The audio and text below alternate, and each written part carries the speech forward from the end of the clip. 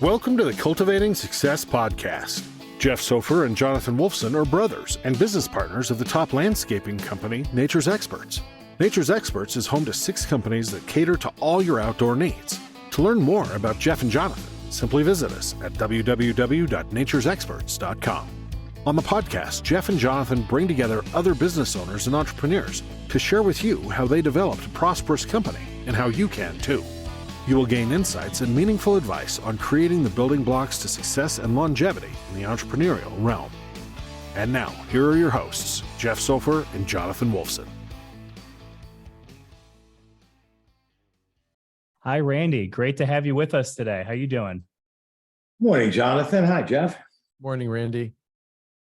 Randy, always great getting with you and sharing exactly how we can kind of work off each other to figure out the next great thing for Nature's Experts and just talking business in general.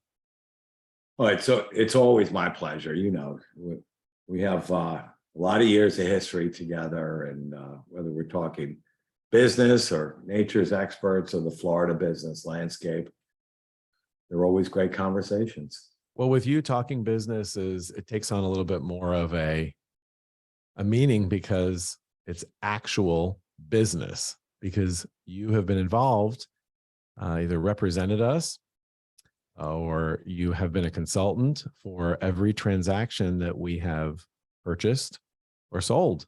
So that's why it's so great to actually talk business with you, Randy. Well, we do have a history together, and it's been a great one, Jeff. And together we have identified some really good target opportunities, some good add-on acquisitions, and it's been my pleasure watching you guys build an amazing South Florida company. I hope you're not finished yet either, because I'm not ready to retire. We're certainly on this roller coaster together. So, Randy, we know a lot about you, but why don't you tell everybody exactly what you do and what led you into becoming a business broker, actually? Yeah. Oh, I'm happy to do that. I am a licensed business broker based here in South Florida. I'm also a general partner and senior agent with Transworld Business Advisors. Transworld is the world's largest business brokerage firm based in Fort Lauderdale. We're a 45-year-old company with offices in key North American and international markets everywhere, 230 something offices. Wow. But I like to tell people I didn't grow up playing on the school grounds telling my friends that one day I'd grow up to become a business broker. For most business brokers, particularly successful ones, it's a second career. Most of us have entrepreneurial experience, and thus is the same with me. I moved to Florida 40 plus years ago and started a service business and built it up. And about 25 years ago, as a relatively young guy, I had the fortune of selling it to a large company, a public company. So that was my sort of foray into running and building and ultimately selling a business. What a great transition. You were in the transportation industry. This is before Uber and all that stuff. And you really did exit at the same time. You certainly could have gone maybe a little bit longer, but you really definitely exited the market at the right time. Timing is everything. The timing really is everything. I wish I could say that I could foreshadow that disruption in the transportation bus market. It was just luck. We were approached at the right time, and I exited and spent another year working with this large national company, and then was approached by Transworld and asked to join, which at that time was a 9-person organization. Today we're 1,100 people, including administration. And talk about growth. It's a big company. I wish I could take the credit for it, but I've been along for the ride. And obviously our CEO, Andy Cagnetta, you guys know very, very well, is a very talented and very respected builder of business like Transworld. So been a lot of fun. I think this is an interesting time. We should actually tell a little story about Randy and how we first met him and how he reacts and how most people should react. You want to tell him, Jeff? Sure. So you were called to come see us. I got the calling. That's right. You were called to come see us, and literally within, was it 15 minutes? I think it was 15 minutes. It may Showed have been up. more like 13. You I think he showed was up. given 15 minutes and then he actually arrived before that. Yeah. That's exactly what happened. Yeah. I was given. So I said, no, you got to come down right now. I said, you mean this afternoon? No, right now.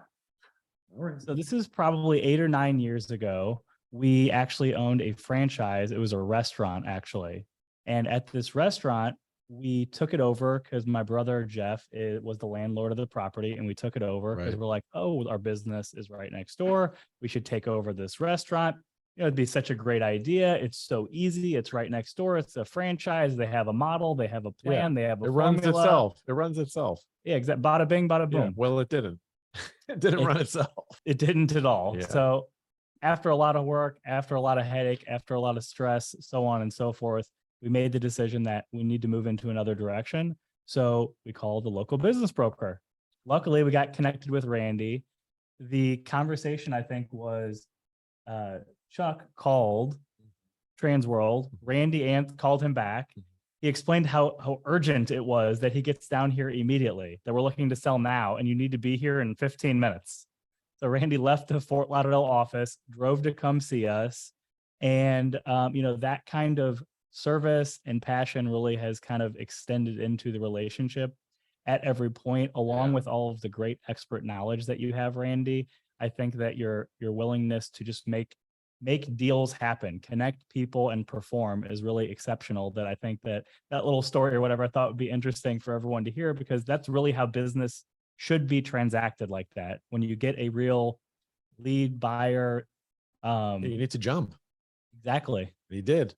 So I remember the day very, very well. And yes, that was the first day of what has developed into a very meaningful and a very good relationship. And thank God your restaurant days are behind you, because you guys are a lot better in what you really do for a living.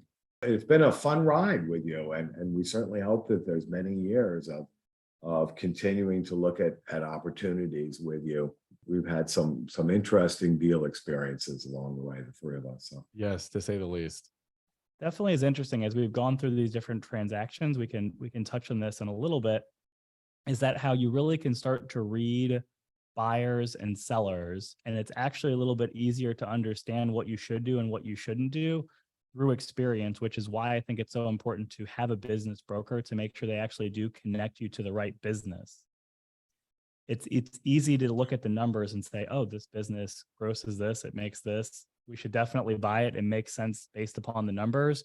But there's so many other things as far as that go into it that are really important with how it connects to your company, how that owner specifically operated compared to how you're going to operate.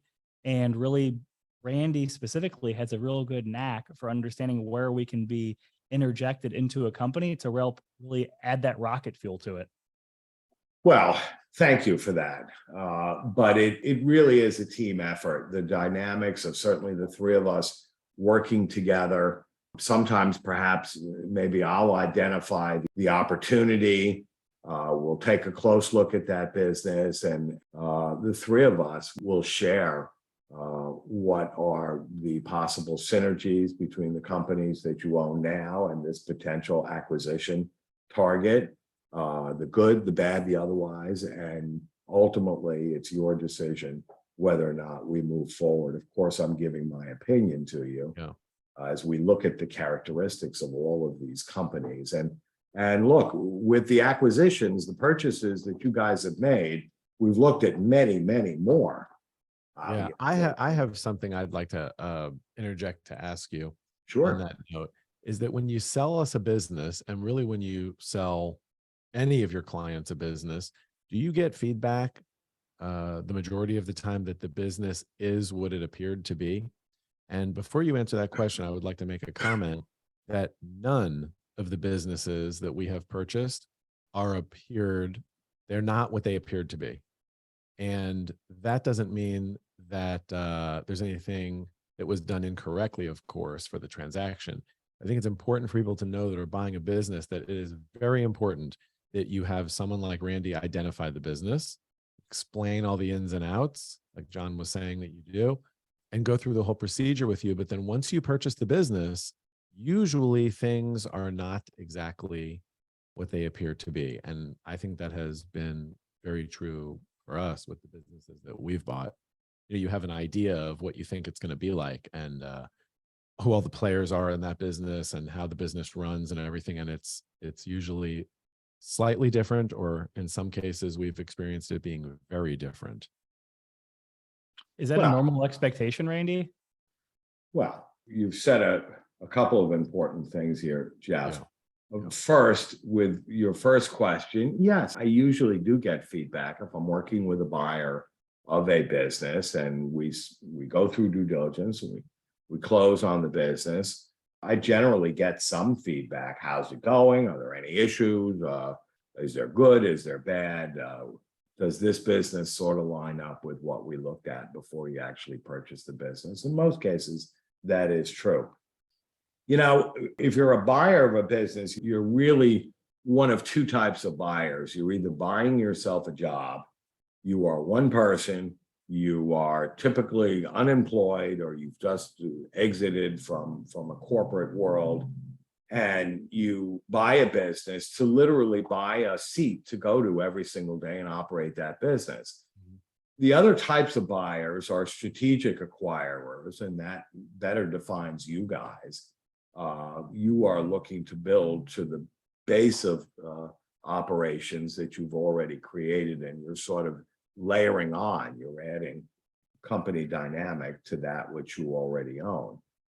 As a team, our job is to do with you as much due diligence as we can on the business, as much as certainly the seller will allow us. Most sellers aren't going to allow us to sort of move in and test drive the business, right, and the culture and the environment.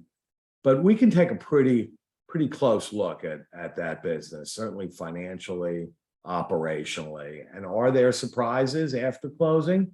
Very often there is. Yeah. Sometimes they're good often, surprises. you would say, Randy, huh? Look, I mean, I think it's impossible. You know, the only exception might be if a buyer of the business, sometimes I'm doing a deal right now where the buyer is one of the key employees of the business.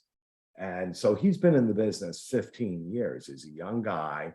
He knows the company as well as the seller, the owner, knows the business. So in that case, probably not any surprise. That's probably the most ideal buyer you could have. Right. But in the real world, our job is to uncover as much as we possibly can and then address any of those concerns. Sometimes the surprises are good surprises. Sometimes we find employees that were sort of under the rug we really weren't aware of, and they turn out to be, once we buy the business, to be, you know, kind of minor superstars. Yeah. You know, I've found, Randy, that, you know, through purchasing businesses and understanding the way other people run businesses, not ours, it's really more about what you as a person can specifically bring to the table to advance another company. So it's strategic. Even if it's your first business, what kind of skills do you personally offer that these skills can be translated into any other business that you can thrive in? I mean, you as the buyer? Yeah. So if it's us buying something strategically, I have something to offer, you have something to offer, that with a reasonable amount of opportunity will equal success. If someone is looking specifically to just buy a business, if you're somebody that's geared towards marketing and you're really good at marketing, but they have good customers, but they have no marketing, that would possibly be a good fit, because whatever difference that the company might lack, you're going to overcome with your ability that you might actually have. Same if you're a salesperson and the company has great marketing, but the owner's a little flat, you're going to be able to add more sales than whatever might actually been the negative side of, you know, when you actually get under the hood, so to speak.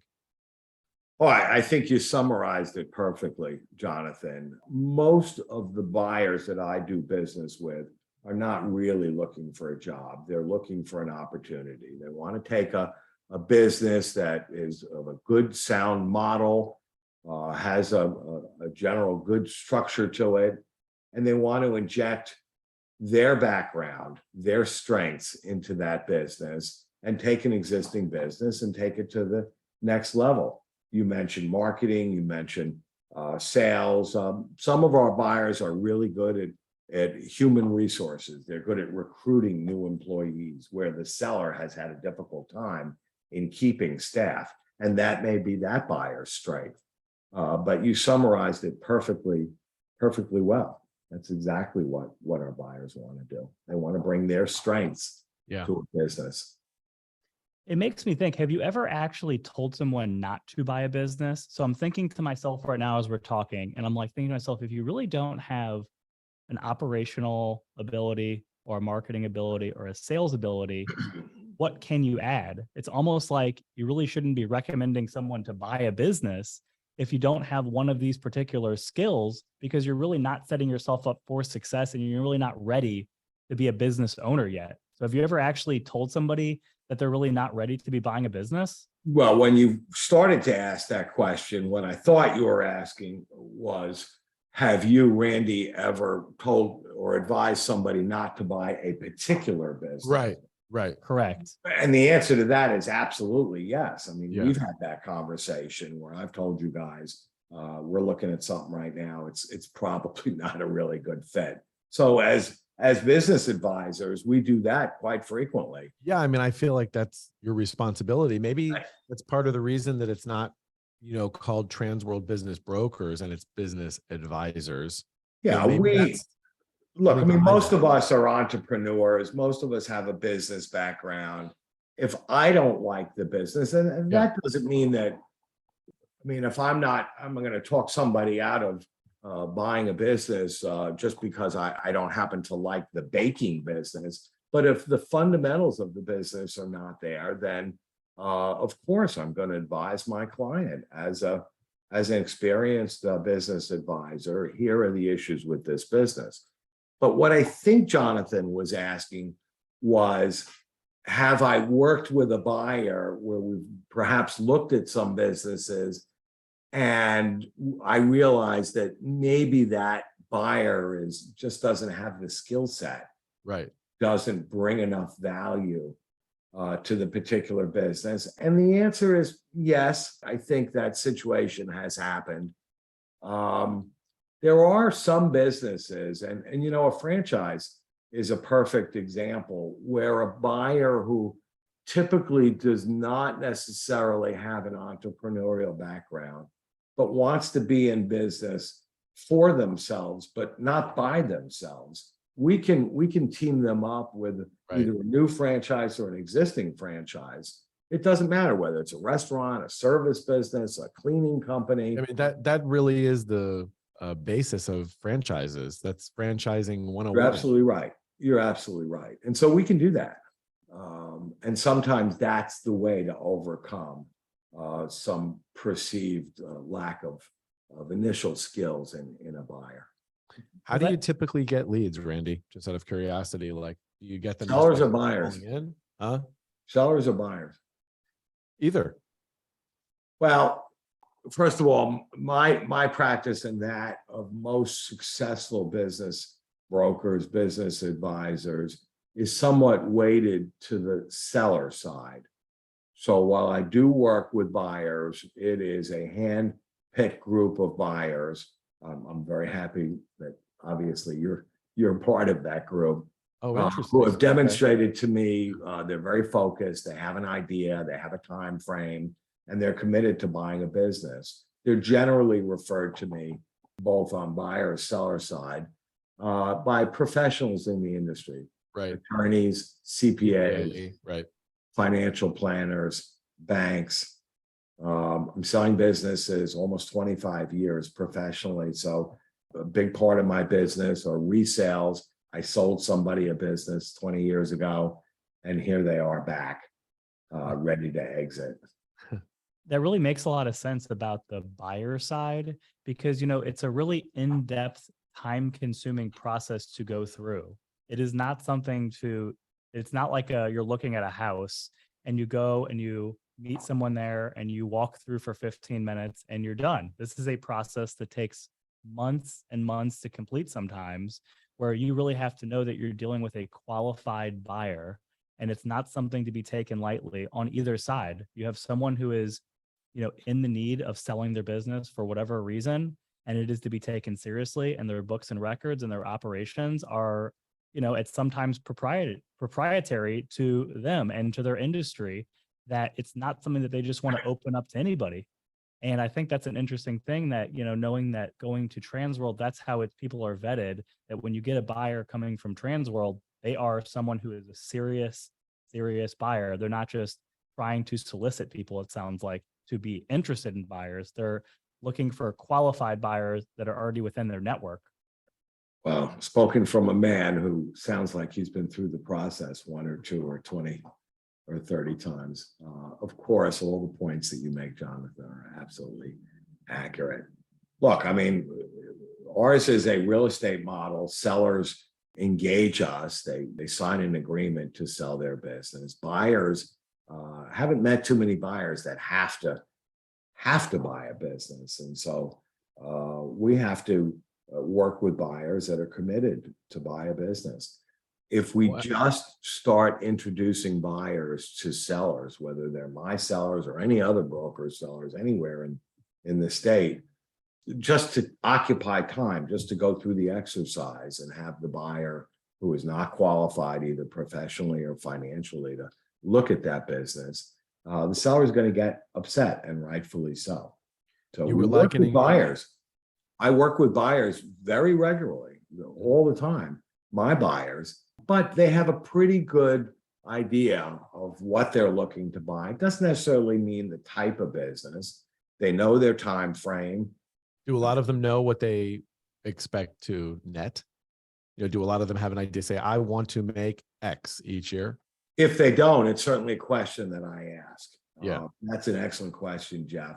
I mean, I asked them, what type of income do we have to replace here? You formally had a job, or you formally worked for somebody, let's understand here. It doesn't make sense if your lifestyle requires $200,000 a year for us to be looking at businesses that throw off $80,000 a year.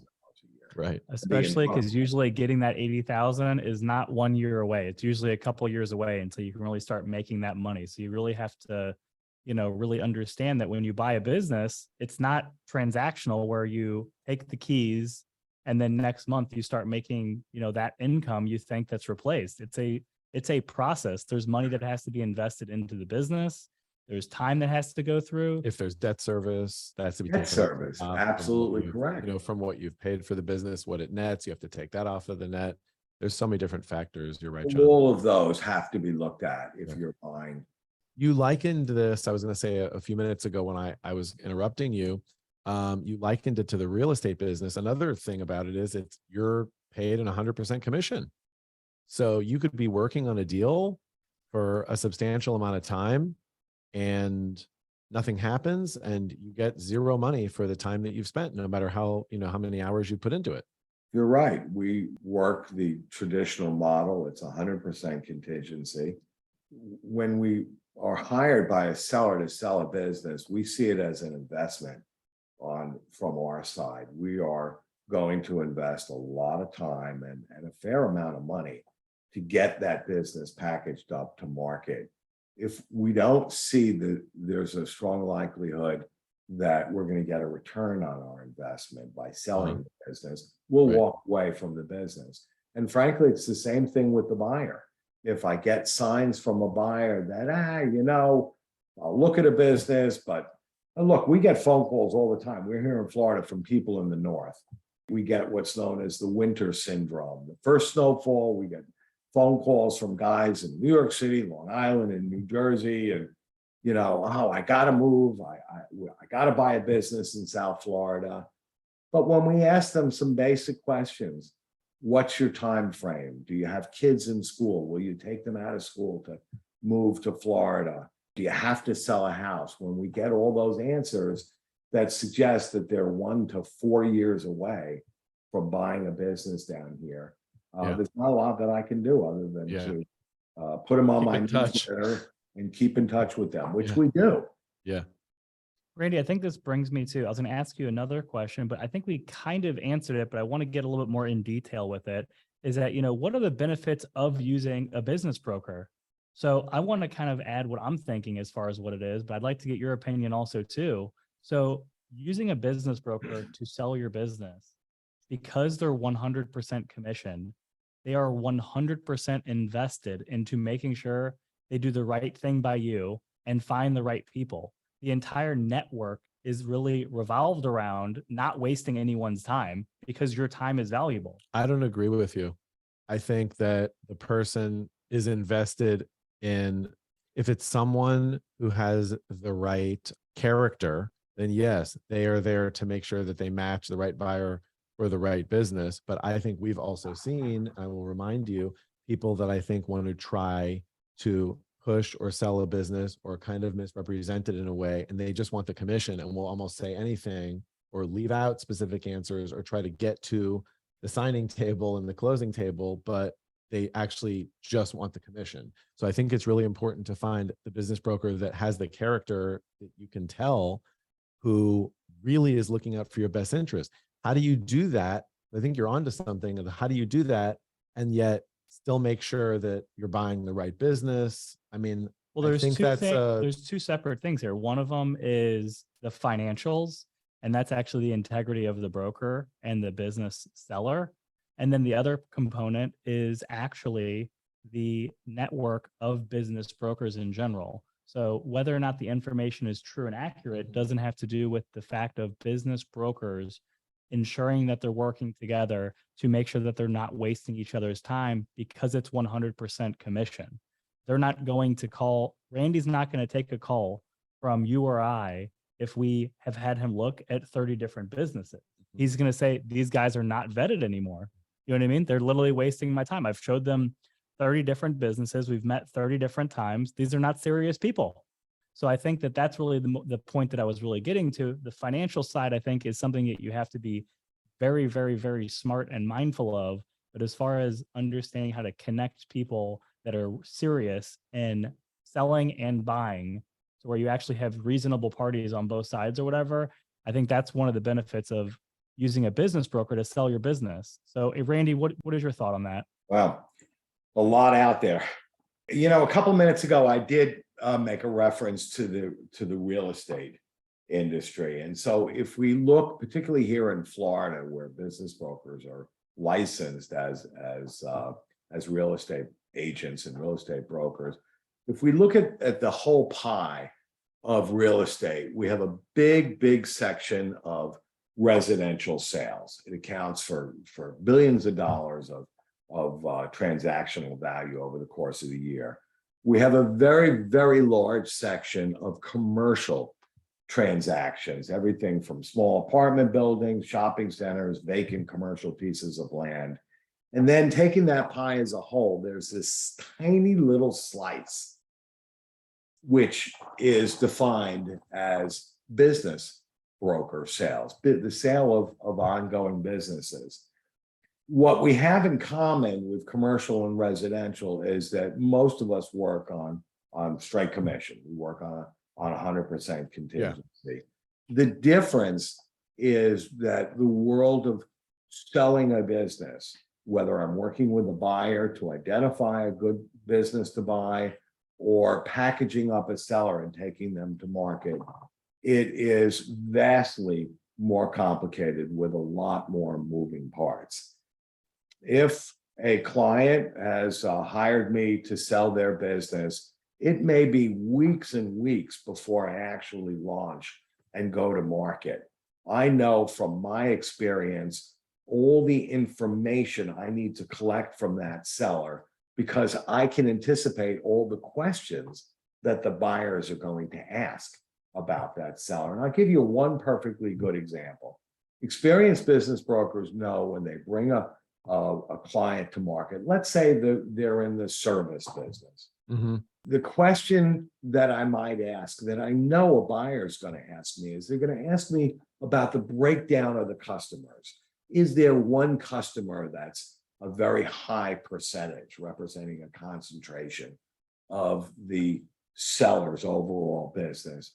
Now, there are some business brokers that won't ask that question, but of course I have to ask that, and I need to know the answer among 300 other questions that have to be answered, because looking down the road, a buyer is going to want the answer to a very, very important question like that. You're saying it's a much more laborious process that It you have is. to go through compared to a real estate agent or real estate broker.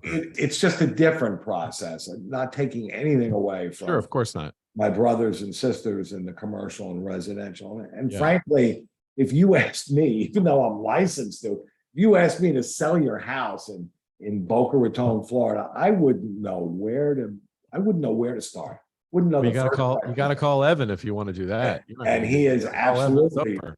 he is absolutely my go-to residential guy. But same thing with commercial. I mean, we sell real estate all the time. I'm in the middle of a sale now, but it's real estate that's added on Right. to a business. So it's almost an afterthought.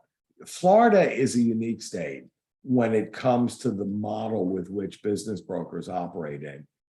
It's unique because we're the only state with a statewide business broker MLS system, a multiple listing system. Oh, I didn't know that. Florida's the only one. They have some markets within some states, the Virginias and Tennessee and Texas and California. Uh-huh. But we're the only state with a statewide MLS system. You are a member of the State Business Broker Association. You automatically have access to this pool of sellers and buyers. And it operates in a very similar model as perhaps the residential does. If I'm working with you as a buyer, you say to me, hey, Randy, I want to buy a pool route in Broward County, Florida. I can go into that well of businesses in the MLS and I can see what's there and I can come in representing you, working with you, and we can buy that business. That really seems like a benefit to people that live in South Florida, is really to have access to all of the businesses and instead of it being more of an exclusive market that's kind of held by the business brokers, it's really more of a transactional open market to really be able to search, explore, and see all of the opportunities versus, the ones that Transworld might actually have listed for sale. Jonathan, you're 1,000% correct. We compare our markets with, for example, the state of New York. There is no such MLS. You don't even have to be, New York is one of those states where to sell a business, to work with a buyer or bring a business to market, you don't even need a license in real estate. Wow, I had no idea. It's unbelievable to me. And there are other states, many other states, where they are many, many, many years behind. In many Not regulated at all. It What's almost that? seems irresponsible. I said not regulated at all. There's a dozen non-licensed states. Wow. Florida, we're very lucky in Florida. It is the most progressive state when it comes to the buying and the selling of a business, whether in terms of licensing or the number of businesses. That's why we sell more businesses in Florida than any other state. What Anywhere. an uncomfortable process for a buyer and a seller to know that you're not supported by a professional and there's no training and there's no process and there's no roadmap that has to be followed to ensure you're taken care of. Couldn't have said it better myself. One of my roles with the International Business Broker Association, which I have the honor of currently being the president, the chairman of the board, is providing that education nationally, but with a focus on those markets where they're not licensed and they don't have a strong state association. I'm not going to call out any particular states. I've already referenced New York, but there's plenty of markets like that where we obviously want to lift the level of professionalism and continue to do so in the business broker industry. And we've seen some incredible results. Sounds like some of those states really are setting up business owners possibly to fail, having that lack of process actually. So what do you think is one of the main reasons that business owners do fail and do have success in your opinion? Well, when we speak of business owners, are we talking in general business owners or people that have bought a business and then are not successful? Like serial business buyers or people that are buying the first business that they purchased? I think let's talk on the people that are going to be selling their business and what are the reasons people actually fail to never get to the point of creating a successful asset to sell at one point, and the people that why they are successful, and then they eventually at some point either give it to their family, or they do have whatever amount of success they're looking for to sell their business, because a business is an asset and it's not just a job. And the thing is, at the end of the day, your investment should be worth something. So what's the reason you think that both of those different situations happen? It's a great question. A business will not sell if it lacks transferability. If it cannot transfer from the owner to a buyer and transfer completely intact, meaning if the seller is making X amount of dollars a year, if that cannot transfer to a buyer for any one of 100 reasons, very, very difficult to sell. At the top of that list is a business that we'll call a business is so embedded with the seller's DNA. A one-man show. A one-man show, or a business that may have some employees, but the owner of the business has not delegated anything to them. Yeah, I think it's important to say to people that the one-man show doesn't just mean one person works there. Right. Right. Exactly right. Those types of businesses are typically much, much harder to sell, because a lot of what makes the business successful is in the mind of the seller. And we haven't figured out a way to literally, put a patch cord between the buyer and seller and download that information. Yeah. Businesses are saleable because they have common value driving characteristics. There are good things about that business that make it saleable. Certainly a depth in employees and management. Businesses don't sell if they're not profitable. If the seller has a story and excuse why they were in the red and didn't make any money in 17, and then in 18, here's another excuse, and in 19, another excuse. In 20, it was COVID. In 21, we lost our employees. Buyers don't like excuses. Oh, of course. Businesses with all the negative things that could turn a buyer off. You might have one or two customers. You may do $2 million a year, but you've got one customer that's $1.4 million of that revenue. Very, very difficult for a buyer to assume that risk. It's easy for the seller to assume it, but the buyer is being asked to pay a lot of money for that. Anyone interested in selling their business really needs to get involved before they're actually ready, so they can understand exactly what's needed to really actually sell their business to be worth something.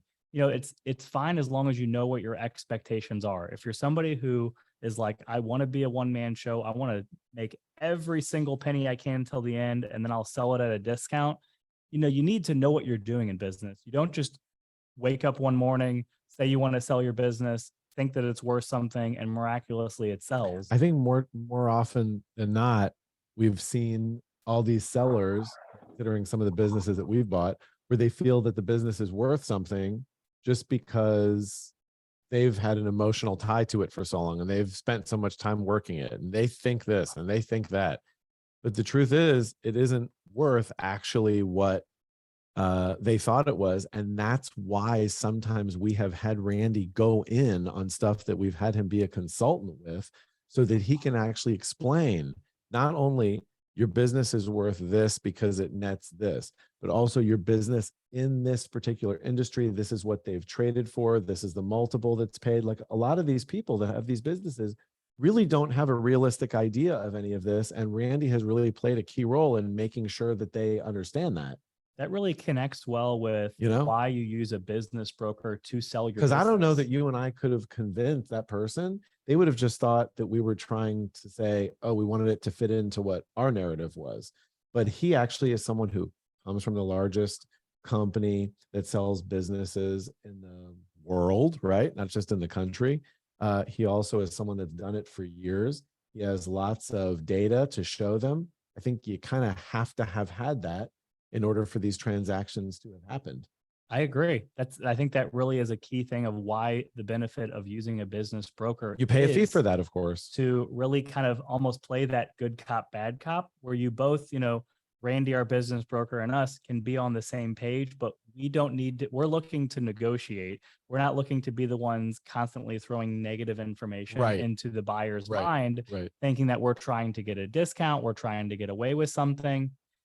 Randy, as the professional and business brokers as a whole, are there to spot the things that don't make sense and to say it in a professional manner where like you're not offending somebody, because people do take things personally. When they take them personally, they either opt out of selling the business to that particular person, or they create an unreasonable hard line. When they have a business listed for X, new information is provided, it should be Y. If you say it, if it comes from the buyer, as in like us, for buying something, Right.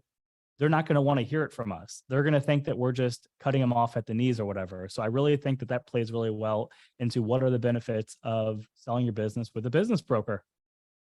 Well, of course, I agree with you. That broker can be the voice of reason, particularly to a seller. Sellers, as you've correctly stated, Jeff, can be very emotional. Sometimes they incorrectly see their business as their baby, their child. Yeah. I have to explain to them that a business is a group of assets. Your baby, your child is home right now. That's your real baby child. The business is a business.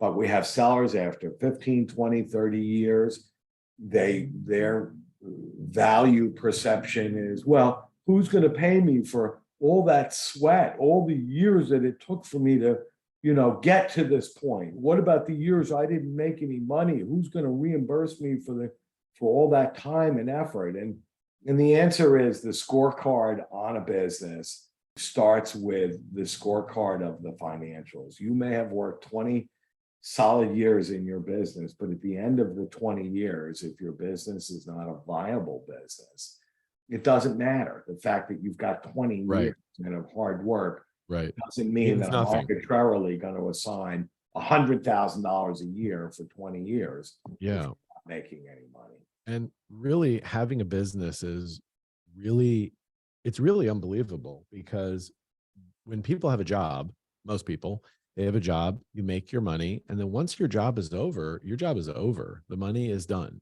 When you have a business, it's really unbelievable that you can have made money if you've run it correctly and done everything that you should do for all those years. And then at the end, you can actually sell that business and get another bunch of money, whatever amount it is, because you've simply had a job just like everyone else. You're going to work just like everybody else. But at the end of that job, you're actually getting paid for the business that you were smart enough to purchase and nurture for all of those years. So you spent your time in your life doing something that usually is much more financially beneficial than people who just have a regular job.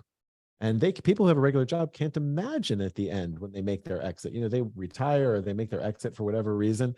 They don't get like a payday, whether it's a big payday, little payday, they get no payday. Well, we're speaking of paydays. I think this kind of brings me to my last question I want to ask Randy. And, I've really just thought about this right now is, what is a better investment? Particularly we're in a certain economic position right now in the world. And, a business is an investment. I think sometimes people don't realize that it is an investment. There is a tangible amount of money that you could get for your return for buying that business. And then there is another tangible return at the end. And I think that, investing in yourself, investing in a business, finding a business, growing a business, it's something that you actually have control of yourself.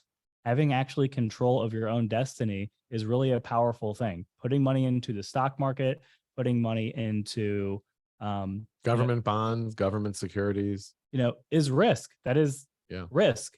you know, if you're going to risk something, why wouldn't you want to risk it on yourself and on a business to where you actually can have a better return than an actual stock or a bond or something like that? You know why? Because people don't want the responsibility.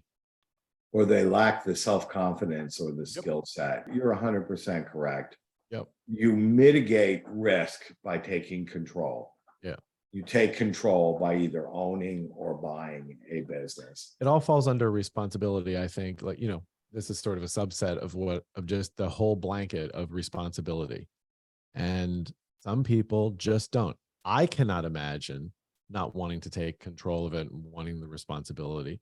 But there are, millions, tens of millions of people have regular jobs, hundreds of millions of people have regular jobs. They just don't want the responsibility. And there's nothing wrong with that. No. I just can't personally imagine not wanting the responsibility. Well, you're an entrepreneur. We know that not Yeah. everybody is, and thank goodness. I mean, we need the workers and the city employees. We need lots of people who aren't business owners. But for those who have a certain desire to control their own destiny, to understand that, they can wake up on a Monday morning and decide, this is the week where I'm going to make 20% more than I did last week. Yeah. Have that opportunity to proactively make a better business for themselves, as opposed to perhaps just a typical 9-to-5 job. I'm sure you hear from plenty of people, well, this is more than I bargained for. I never imagined it would be this much work. I never imagined I would have to put forth this much effort. You mean from the buyers? Yeah. Buy a business? I suppose I have heard that. Usually by the time we get to buying the business, they've learned enough about the business. They understand that this is not a 9-to-5 business, although there are 9-to-5 businesses. But Yeah. in reality, as a business owner, a lot of times when people are playing, you are either working or thinking about your business. And that's okay, because Jeff, you've identified the payday at the end of the journey. You are getting paid along the way. Perhaps your company is paying you a salary as an owner. Perhaps there are distributions, other benefits that maybe you're running through the business. But at some point, whether it's a few years down the road or a few decades down the road, you are going to exit that business. You're going to hire a good qualified business broker like myself. And instead of getting the gold watch at retirement, as you would after 20 years working at, Stearns and Jones, Right. you're going to get a big payday. And that's And an ultimate exit. I think it's part of a business owner's responsibility that to, along the way, figure out, if I do this, if I do this, if I do that, that's most likely what I'm going to get at the end. Because to sit there at the end and you haven't done any research, you haven't thought about the end at all, or one day if you want to sell, and to get offended at the end that, or disappointed that, oh, I'm only going to get this amount of money. But the thing is, you didn't really prepare to set yourself up for that amazing payday at the end, which whatever you get is awesome, but to get the most you possibly can, it's something, along the way, as we've learned, you need to figure out, what you're going to get by the moves that you make during your career.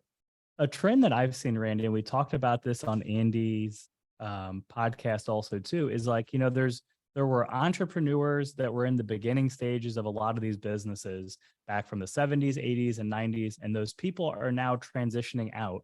And what I've found is that these people really aren't entrepreneurs anymore at their exit time. They have lost their entrepreneurial spirit. And through our business climate in South Florida in the landscaping, tree, pest control, interior plant maintenance industry, is that there really aren't entrepreneurs anymore. Actually, there are business owners and there's people that are wanting to make money, but the real entrepreneurial spirit of creating and developing really is not, in our industry specifically, rich and alive. There are selective people that really still have it, but it really has come to a point of the beginning people were very excited, developed, created companies, and then they have halted. They stopped their growth. They're at a certain particular level. At this level, at this time period in their lives, they're ready to sell. And that's it. The new wave of people coming into it are really more looking for a job. So are you really finding that business buyers in all sorts of industries, are they really more entrepreneurs or business owners that just want a job specifically, that they might have some entrepreneurial aspects or whatever, but they're really not looking to be business developers? It's both. But for me, it's much more exciting to be working with a buyer who is an entrepreneur and a grower of the business. Most buyers really are characterized by, in my mind, two things. First, they want to buy a business where the risk doesn't appear to be that high. They want to buy something where the downside is relatively non-existent. So they want to minimize risk in an acquisition. But the best buyers want to buy a business with a good business model, and they want to scale it up. They want to figure out what the owner is. Maybe the owner's just passive, just been, as you mentioned, just been running the business, and they want to be able to take advantage of that and inject. What percentage would you say of buyers are of those two options? The majority, certainly 3/4 of our buyers are interested in growing a business. There's plenty that are just buying a job, but certainly the ones that I'm working with, they're entrepreneurs. They want to buy a business. Sometimes they'll want to buy multiple businesses like you, perhaps like yourself, but has that been a constant in your career, would you say, that ratio?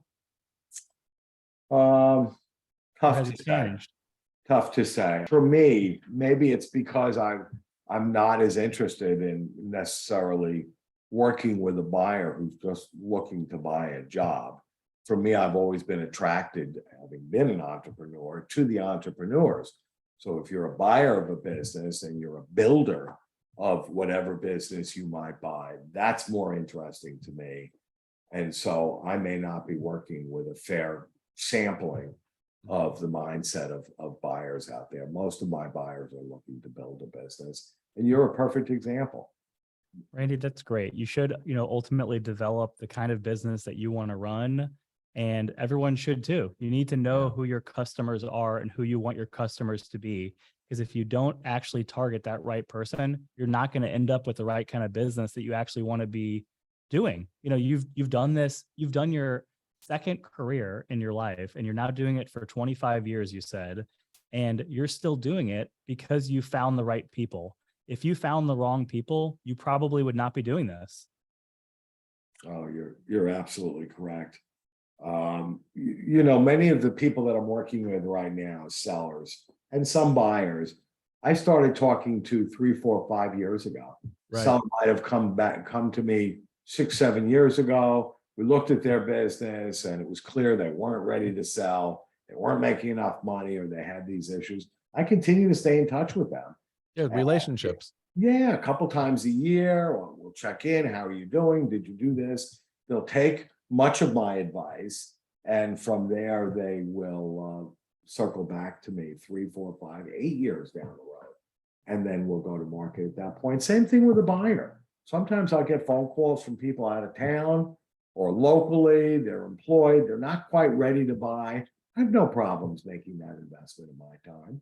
I'll talk to you. I'll meet with you. We'll talk about the process of buying a business and how it works and what you might be interested in, even though I understand you're 2 years away from leaving your job. Yeah. Business. That's okay. That's an investment that I'm very willing to make. That's my pipeline of business, if you will.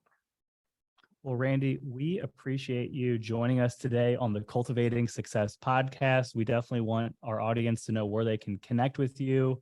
You're an unbelievable resource here in South Florida, and you obviously have a network of people throughout the world that can help people with purchasing, selling a business. So I'd love for them to be able to get in touch with you. It'd be my pleasure. My cell is the best way to reach me directly. It's 561-809-1500. But an email is always great, and it couldn't be easier. Randy@tworld.com. That's Randy at T for Tom, WORLD.com. An easy phone number and an easy email. Yeah, well, Yeah. When you're in the business, close to the beginning of the business, you get Making it easy. you get the easier phone numbers, Yeah. the easier emails. You guys are always a pleasure. We go back many, many years. I congratulate you on all of your successes. It's been a privilege, working with both of you, particularly in dealing with the dynamics of the two of you as brothers. But we've had a lot of fun, and you continue to be very, very successful. And of course, I wish you continued success in the continuing to grow the brand that is Nature's Experts.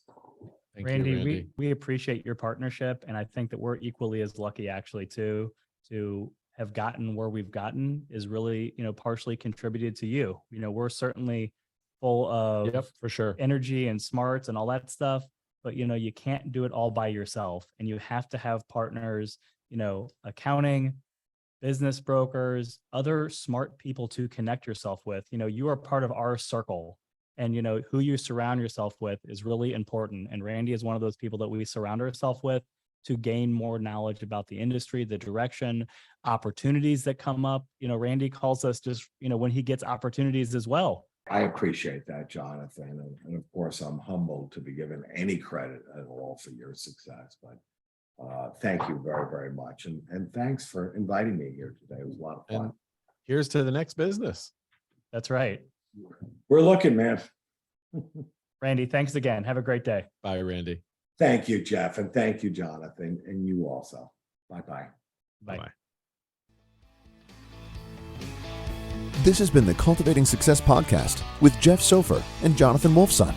To learn more about Jeff and Jonathan and their businesses, visit www.naturesexperts.com.